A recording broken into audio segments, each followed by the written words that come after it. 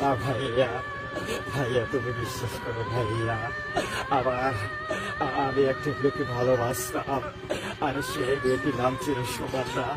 সুবর্ণা তুমি বিশ্বাস করো,